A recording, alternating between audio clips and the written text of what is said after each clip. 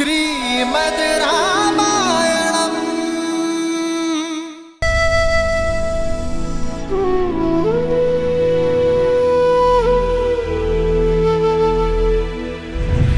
तुम भी अपनी आंखों के तारे से दूर हो जाओगे, अपने धर्म रक्षक पुत्र के वियोग में तरस तरस कर मरोगे तुम। मुझे आप नहीं, राम चाहिए, राम चाहिए।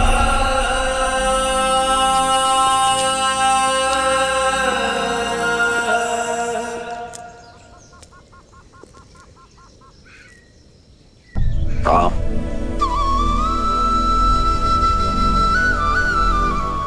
मैं आपसे नहीं पूछूंगा पिताश्री कि आपको क्या हुआ है,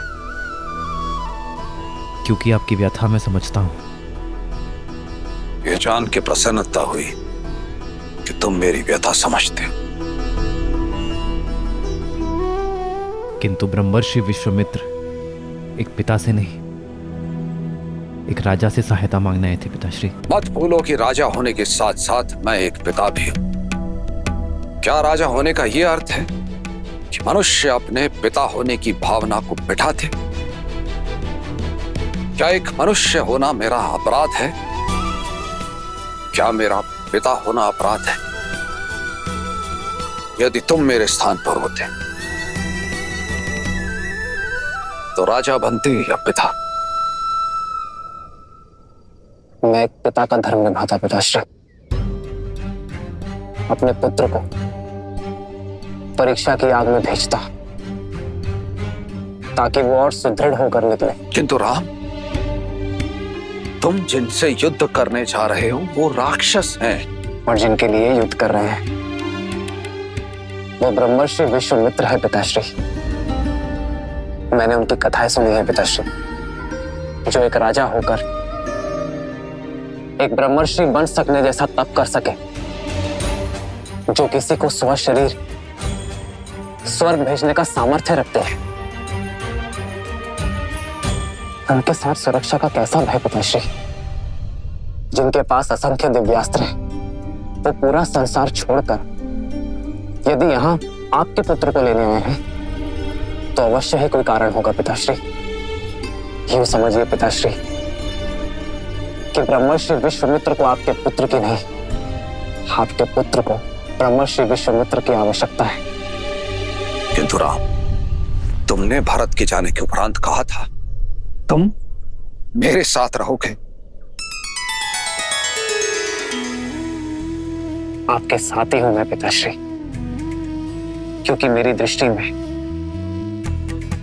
महाराज दशरथ धर्म और वचन का दूसरा नाम है और मैं उस नाम के साथ हूं।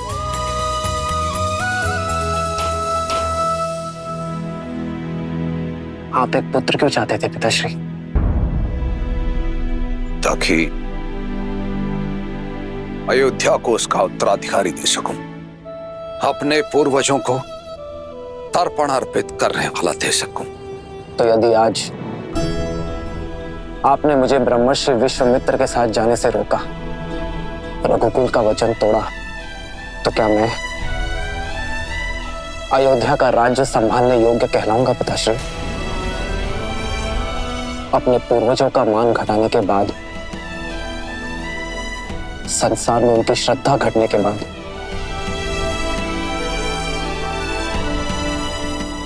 क्या मैं उनका श्राद्ध कर पाऊंगा पिताश्री?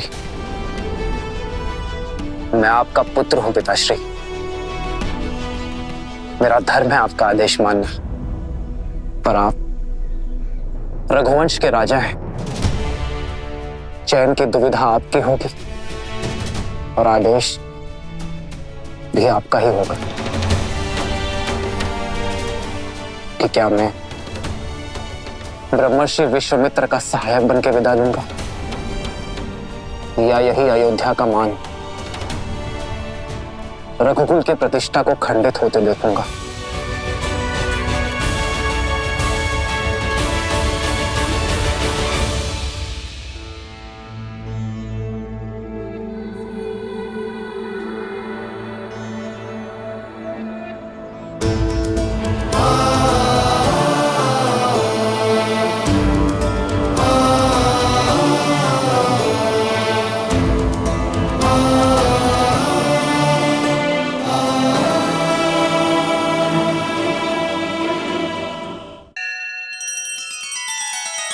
श्री रामचंद्र कृपालु भजु मन हरण भव भय दारुणम नव कंज लोचन कंज मुख कर कंज पद कंजारुणम। सिया राम सिया राम सिया राम सिया राम। आदर्श और मर्यादा की है ये कथा महापावनम काट मद श्री से मिला दे श्रीमद रामायणम श्रीमद रामायणम। सिया राम सिया राम सिया राम सिया राम।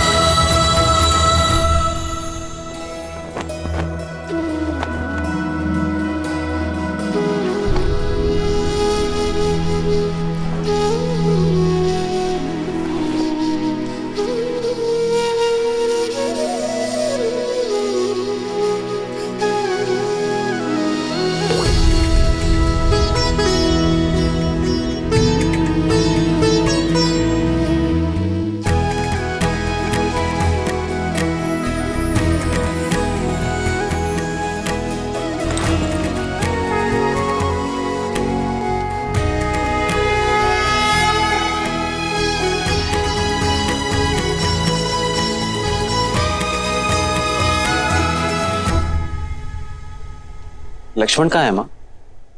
क्या वो अपने बड़े भाई को विदा करने नहीं आएगा? वो तुम्हारे लिए अस्त्र और शस्त्र लेने गया है पुत्र।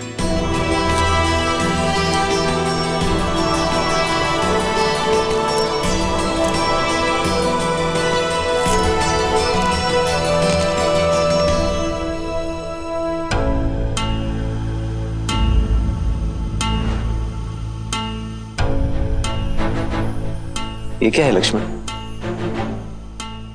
ये दो धनुष? अब दो योद्धा एक धनुष से कैसे लड़ेंगे भैया? दो? केवल मैं जा रहा हूं लक्ष्मण। क्यों भैया? आप पिताश्री के वचन का मान रखें और मैं अपनी माता सुमित्रा के उस वचन को भंग कर दूं कि मैं सदा आपकी परछाई बनकर रहूंगा।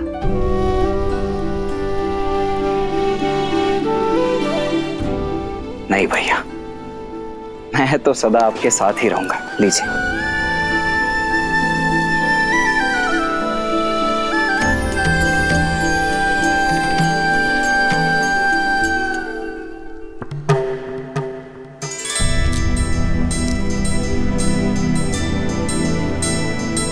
क्षमा करें गुरुदेव, मुझे ज्ञात है कि आपने पिताश्री से केवल भैया राम को ही मांगा है, किंतु मैं सबको बता दूं कि मेरे भैया राम और मैं, उनका अनुज लक्ष्मण एक दूसरे से भिन्न नहीं है।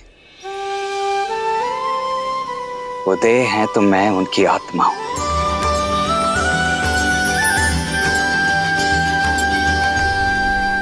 उद्दंडता के लिए क्षमा चाहता हूं, किंतु आत्मा के बिना देह आपके किसी काम की नहीं।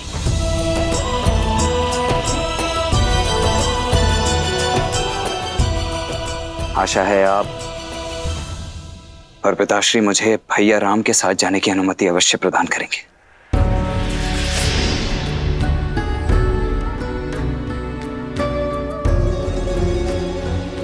देखकर ही प्रतीत होता है कि लक्ष्मण अपने बड़े भैया का कवच है। राम तो युद्ध के लिए मेरे साथ जा रहा है, परंतु उसका कवच उसके साथ जाएगा अथवा नहीं, ये निर्णय और ये चयन दोनों ही मात्र आपके होंगे।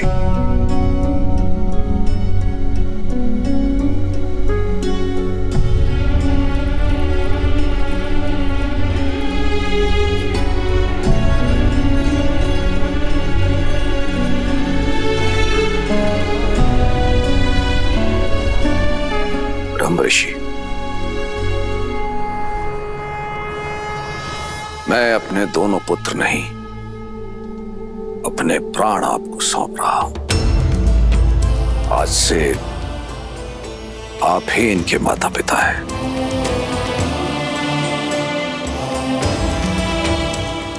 महाराज, आप अपने नेत्र मुझे दे रहे हैं। ये नेत्र अब जो मार्ग प्रशस्त करेंगे वो मात्र इनके लिए नहीं, अपितु सारे संसार का दृष्टिकोण बदल देगा।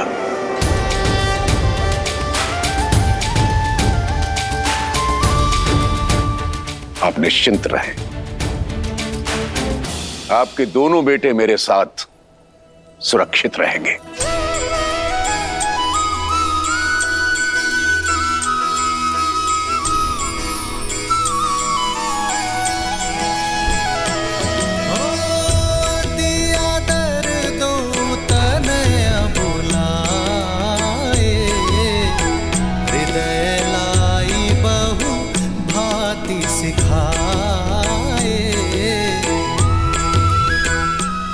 पिताश्री का ध्यान रखना मां।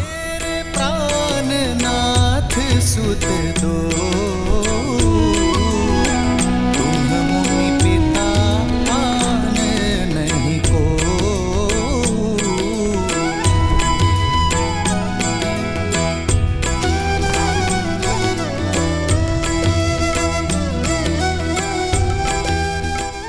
मैं लक्ष्मण का ध्यान रखूंगा सुमित्रा मां। जहां राम साथ हो वहां मुझे लक्ष्मण की चिंता क्यों रहेगी पुत्र? रघुकुल का मान बढ़ाना।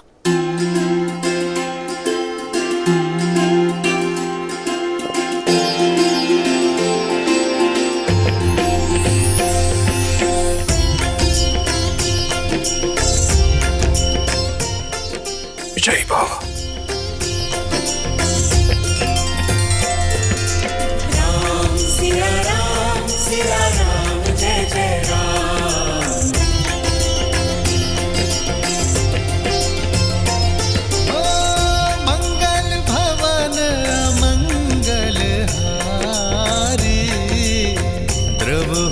दशरथ अजर विहार। अपना ध्यान रखना पिताश्री।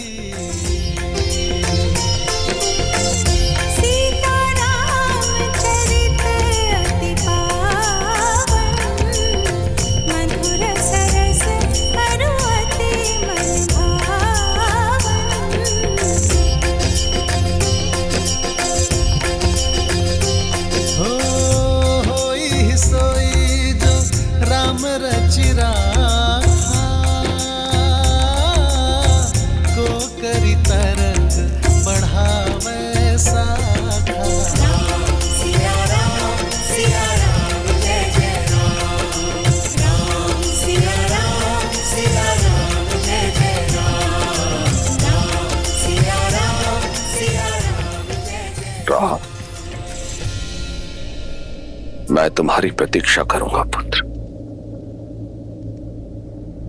लौट के आना। हो रघुकुल रीत सदा चली आई, प्राण जाए पर वचन न जाई। सिया राम जय जय राम, सिया राम जय जय राम। नानाश्री और मामाश्री को उनके ज्येष्ठ भांजे का प्रणाम कहना भरत। आपसे दूर होने पर मेरा मन टूट रहा है भैया। भरत,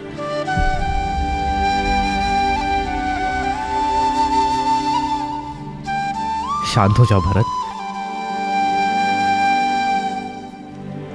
भरत,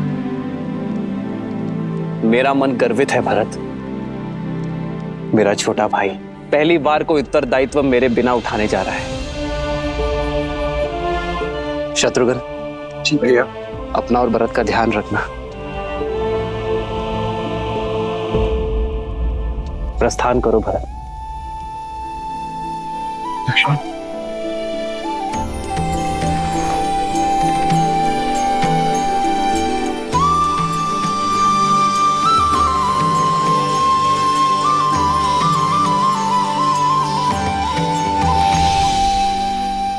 प्रस्थान करो।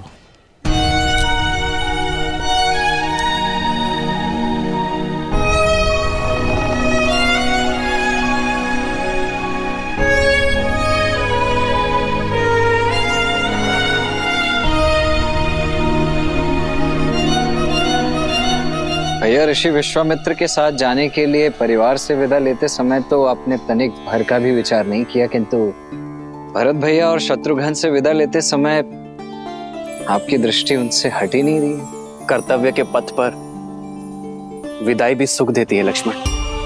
अपने छोटे भाई को बड़ा होते देखने का आनंद तुम्हें भी लेना चाहिए। प्रसन्न हो जाओ, आज पहली बार तुम मेरे साथ चल रहे हो बिना भरत के।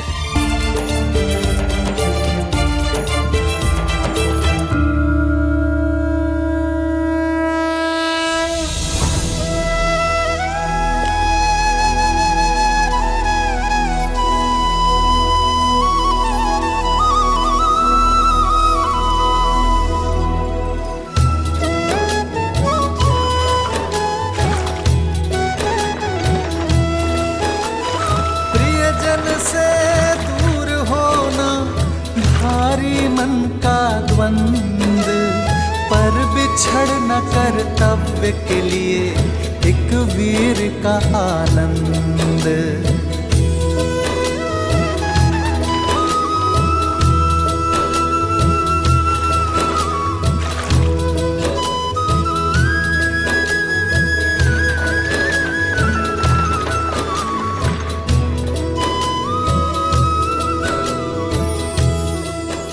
जीवन अचानक ऐसे मोड़ पर क्यों ले आता?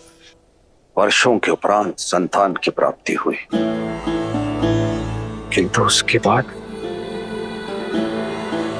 8 लंबे वर्षों तक मेरे पुत्र शिक्षा प्राप्ति हेतु मुझसे दूर चले। लौट के आए, कुछ ही क्षण उनके साथ बिताए और फिर से पुत्र वियोग एक बार फिर मेरे सामने उठ खड़ा हुआ है। भय लग रहा है अर्चर, कहीं श्रवण कुमार के पिता का श्राप अपने लक्ष्य की ओर तो नहीं बढ़ रहा? समस्या ये नहीं कि तुम्हारी मृत्यु श्राप से होगी, समस्या ये है कि तुम हर क्षण श्राप में जी रहे हो। क्यों भूल जाते हो कि मृत्यु तुम्हारे हाथों में नहीं है, तुम्हारे हाथों में है जीवन। तो जितना समय है अपने पुत्रों के साथ बिताओ और जियो, ताकि अपने पुत्रों के साथ समय ना बिताने का खेद ना रह जाए। जीवन कब समाप्त होगा इस डर से जीना छोड़ नहीं देते हैं पुत्र।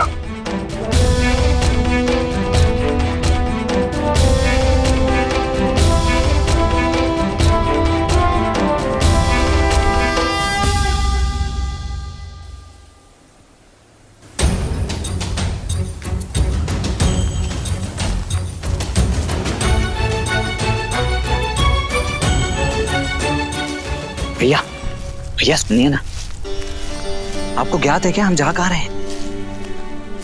तुम स्वयं पूछ लो उनसे। मैं नहीं, ठीक है। थक गए क्या दशरथ नंदन? जी आचार्य, नहीं तो भैया चलिए ना, आइए।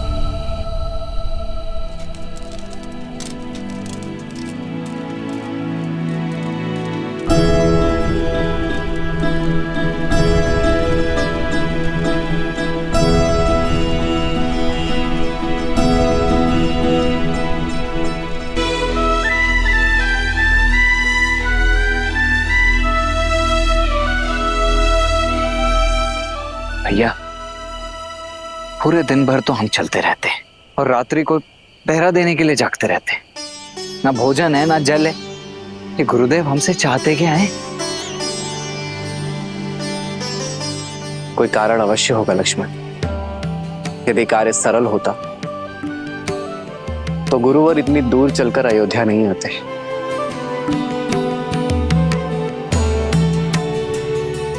कठिन कार्य का मार्ग कठिन ही होता है। धीरज रखो। जी भाई।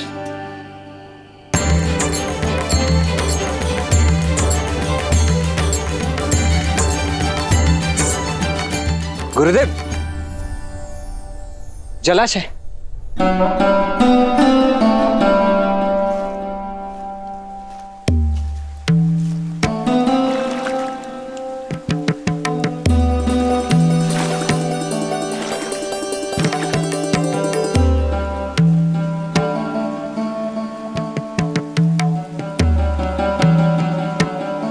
जल पीने योग्य है।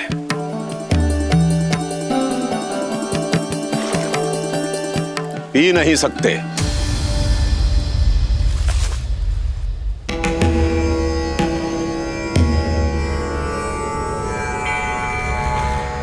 क्षमा कीजिए गुरुदेव, किंतु कारण क्या ये कोई परीक्षा है? परीक्षा और परिस्थिति बताकर नहीं आते लक्ष्मण। मैं तुम दोनों को जिस कार्य के लिए लेकर आया हूं वो कार्य बड़ा ही दुष्कर है।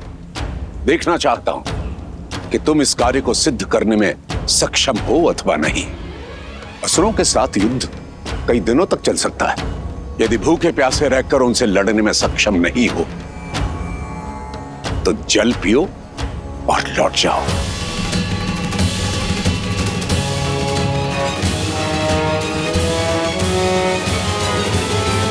भूख और तृष्णा पर उनका वश नहीं है। उनके शरीर को भूख लगती है तो वो चोरी करते हैं, छीनते हैं, लूटते हैं और अपने मन की भूख और तृष्णा को वे अपराध करके शांत करते हैं।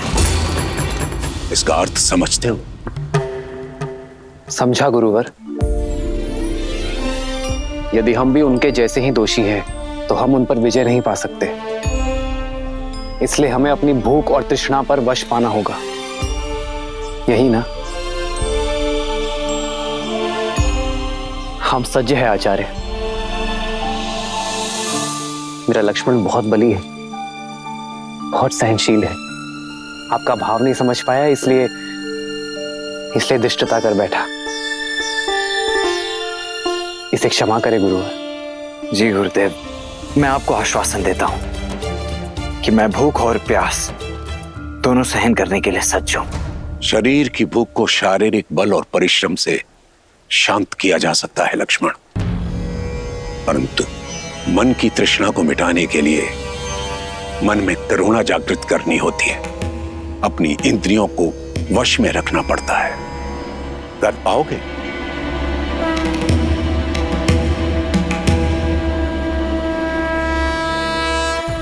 तो फिर चलते हैं।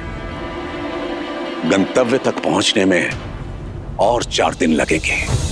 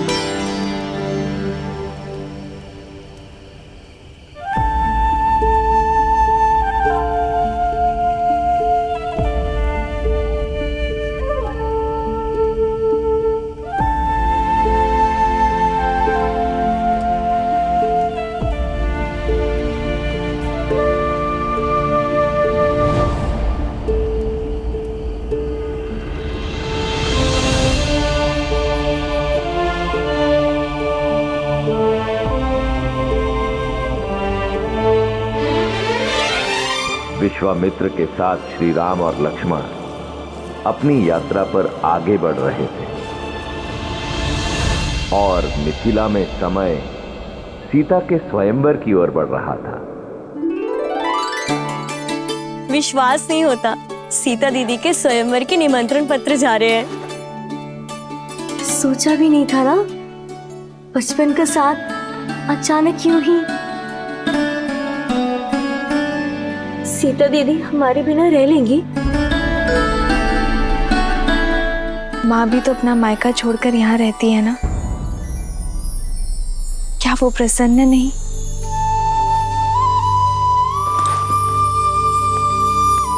सीता दीदी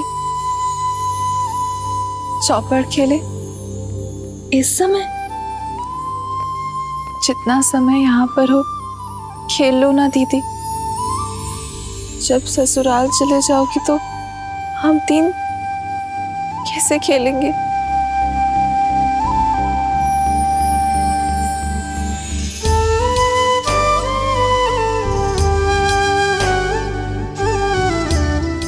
अरे चलो चौपड़ खेलते। चलो। तुम इतना क्यों हंस रही हो? क्योंकि सीता दीदी कहीं नहीं जाने वाली। अब ज्येष्ठ पिताश्री ने नियम ही कुछ ऐसे रखे हैं। जिस शिव धनुष को सैकड़ों लोग मिलके केवल हिला पाते हैं, उसे कौन तो उठाएगा और कौन प्रत्यंचा चढ़ाएगा? तर्क तो उचित है, पर फिर सीता दीदी ने कैसे उठा लिया था? हाँ दीदी बताओ ना, जब आपने शिव धनुष उठाया था तो क्या था आपके मन में?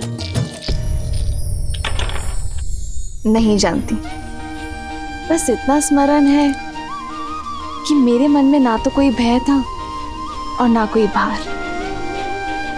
केवल महादेव से प्रार्थना थी कि हमारी गेंद वापस लौटा दे। और महादेव तो भोलेनाथ है ना, यदि मन में आभार हो तो महादेव दुलार देंगे ही।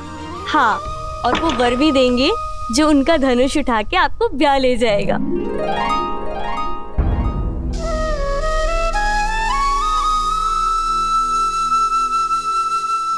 वैसे संपूर्ण भारत से राजकुमार आने वाले हैं, तो तुम तीनों भी सोच लो कि तुम्हें कैसा वर चाहिए।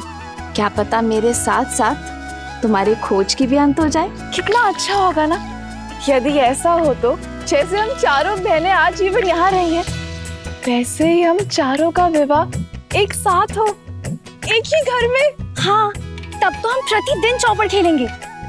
हाँ, इससे उत्तम तो और कुछ हो ही नहीं सकता। लो, मैं तो सच में जीत गई। कितना शुभ संकेत है ना। यदि महादेव ने चाहा तो हम चारों बहनें आनंद से ऐसे ही एक ही घर में रहेंगी। कितना शुभ मन है ना सीता का। हर एक के मन में आशा जगा देती है। ऐसी गुणवान स्त्री को तो श्री राम ही मिलेंगे ना। यहीं तो भाग्य अपना खेल खेलता है देवी। ऐसा हो यह आवश्यक नहीं, क्योंकि एक और कन्या भी थी जिसकी सोच देवी सीता जैसी ही पवित्र थी, अत्यंत गुणी भी थी, परंतु उसके प्रारब्ध में कुछ और ही लिखा था। कौन? महान शिल्पकार मयासुर की पुत्री मंदोदरी।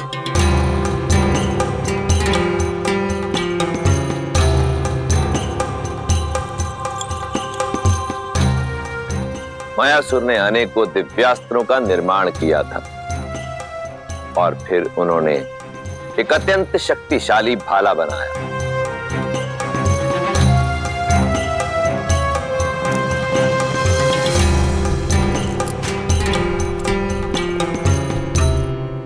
बड़ा तेजवान और दृढ़ भाला बनाया है पिताश्री।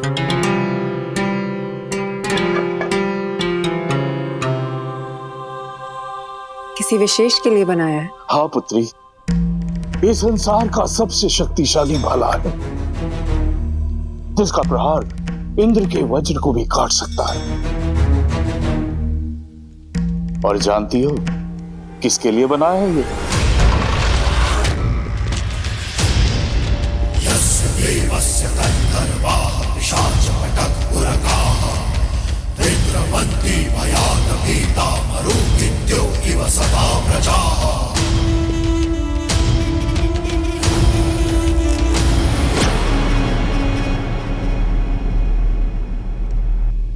तुम?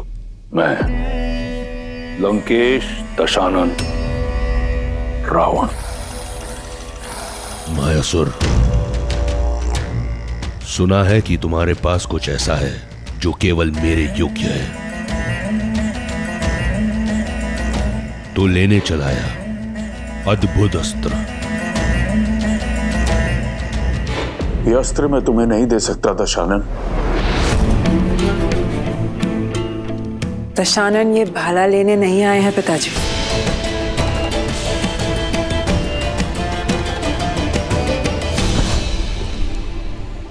अद्भुत, जैसा सुना वैसा पाया।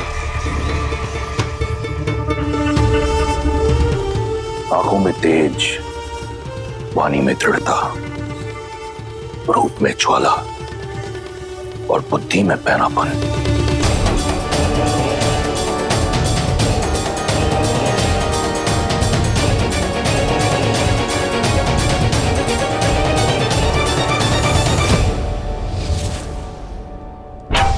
तुम ही मुझे वो पुत्र दे सकती हो जो मेरा अधूरा स्वप्न पूरा करेगा, इंद्रासन पाने का। नहीं, मेरी पुत्री का हाथ मैं तुम जैसे आतताई के हाथ में नहीं दे सकता। वीर भोग्य वसुंधरा मायासुर, जिसके पास बल है उसी का आज उसी का कल है, और दशों दिशाओं में दशानन से अधिक बली कोई नहीं। एक वृद्ध शिल्पकार के कंठ पर भाला रखकर धमकाना, ये कहां का बल है दशानन?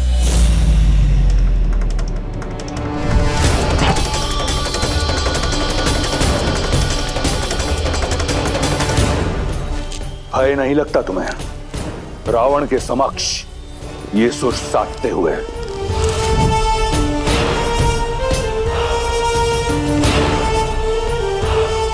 कदाचित तुमने मेरे बारे में सुना नहीं। सुना है ना कि आप दूसरों से उनकी संपत्ति छीन लेते हैं, विवशों से प्राण और स्त्रियों से उनका सम्मान छीन लेते हैं। सब सुना है मैंने। सावधान मंदोदरी। स्त्री की लाज भंग करने का पाप आप कई बार कर चुके हैं। आज स्त्री हत्या का पाप भी अपने सिर चढ़ा लीजिए। पुत्री,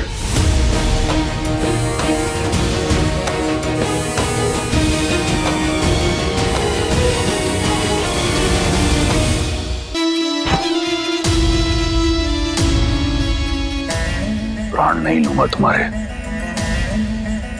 सुंदर स्त्रियों के प्राण नहीं लेते, उनके लिए प्राण न्यौछावर किए जाते हैं।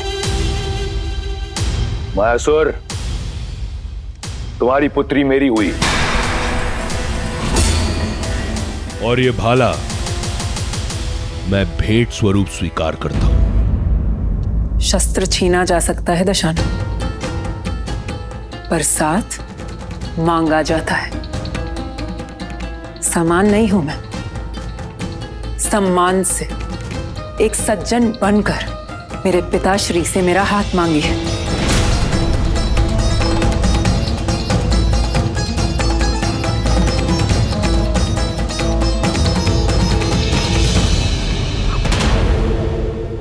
असुर महाशिल्पी मायासुर, मैं स्वर्ण लंका का स्वामी दशानन ये स्वीकार करता हूं कि मेरी लंका के स्वर्ण में इतनी चमक नहीं जितना आपकी पुत्री के तेज में है। आपकी पुत्री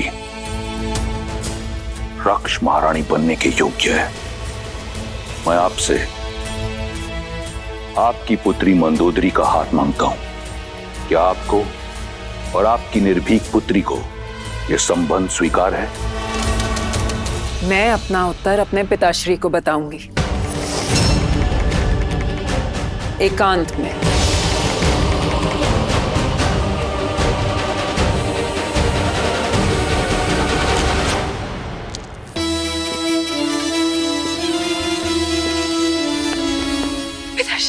पिताश्री उठे, उठे पिताश्री। पुत्री, तुम ऐसा नहीं कर सकती। दशानन है वो पिताश्री, वो चाहे तो सब कुछ नष्ट कर कर हमें बलपूर्वक यहाँ से ले जा सकते। इससे अच्छा होगा कि हम सम्मान के साथ जाएं। अपने पिता की रक्षा के लिए तुम अपने जीवन का मार्ग एक पापी के साथ चुनोगी? कैसी आपदा है? नहीं पिताश्री, ये आपदा नहीं अवसर है। किसी को कीचड़ से निकालने के लिए उसका हाथ थामना पड़ता है। असुरों का सुर साधने के लिए ये त्याग मुझे करना होगा।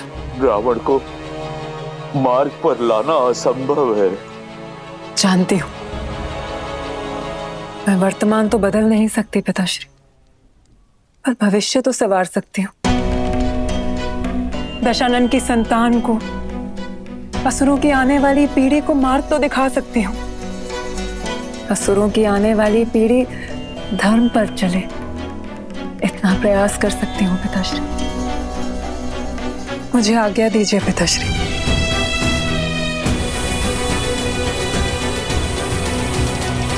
रावण और मंदोदरी का विवाह हुआ, जहां एक और मंदोदरी ने अपनी आहुति दी असुरों के भविष्य के लिए, वहीं दूसरी ओर रावण एक शक्तिशाली शस्त्र पाना चाहता था।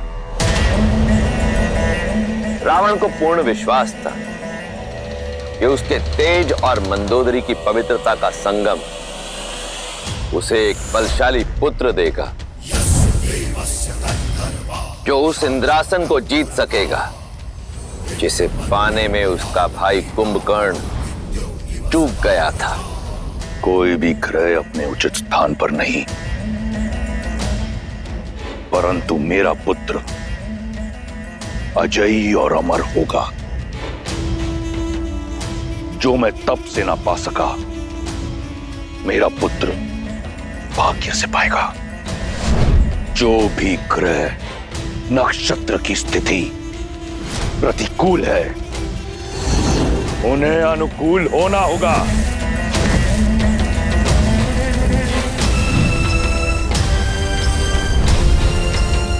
यही है लंकेश का आदेश। सूर्यदेव पहला घर, चंद्रदेव दूसरा घर,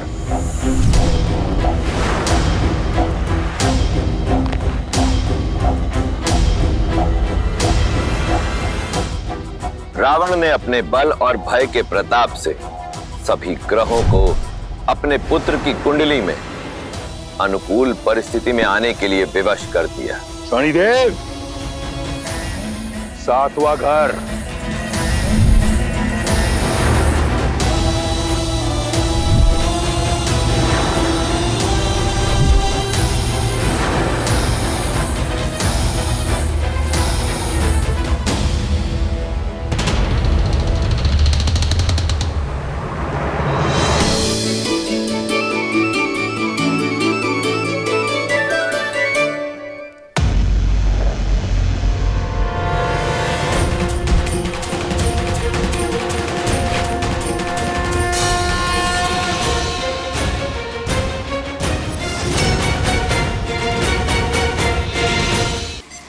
शनि मेरी आज्ञा का उल्लंघन करके 8वें घर में चले गए तुम।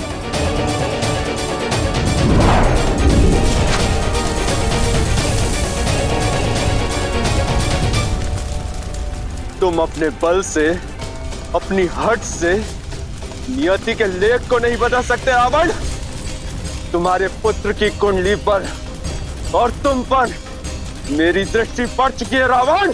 मूर्ख, कदाचित अपनी कुंडली जांच कर नहीं आए तुम आज।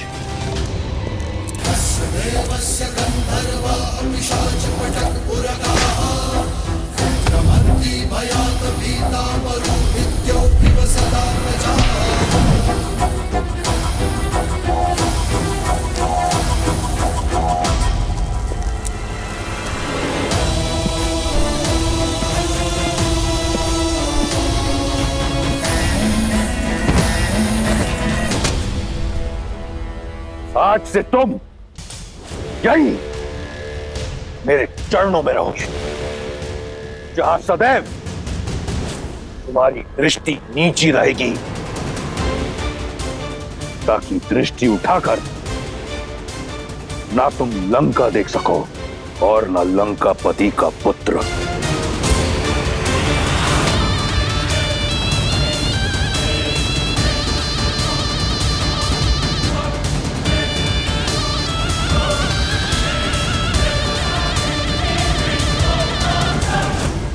अर्थात रावण ने सदा के लिए शनि को बंदी बना लिया। भ्रम था उसका, क्योंकि इस बार रावण का सामना कर्म फलदाता शनि के साथ होने वाला था, और शनिदेव की दृष्टि कभी चूकती नहीं। रावण वर्षों से उन्मत्त कि शनि की दृष्टि लंका पर नहीं पड़ी, परंतु वो ये भूल गया कि स्वयं रावण पर तो उनकी दृष्टि पड़ ही चुकी थी, और अब श्री राम के रूप में स्वयं काल रावण तक आने की यात्रा का प्रथम चरण आरंभ करने वाला था।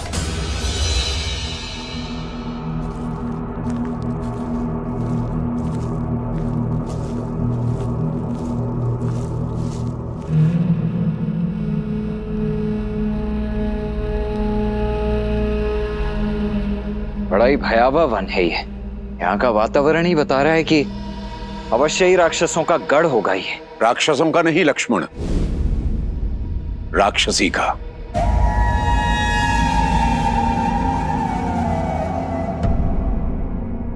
मैं तुम्हें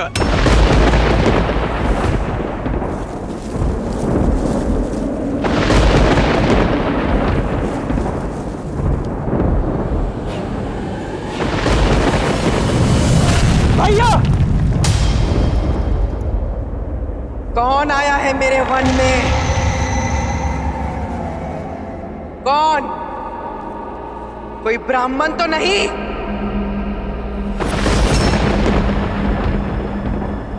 ब्राह्मण? मैंने चेतावनी दी थी कि मेरे वन में ऋषियों का आना मना है।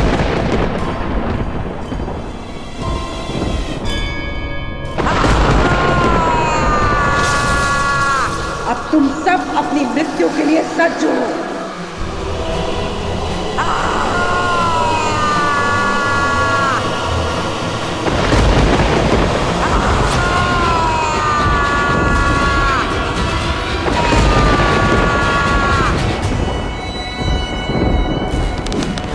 भैया, प्रहार की आज्ञा दीजिए।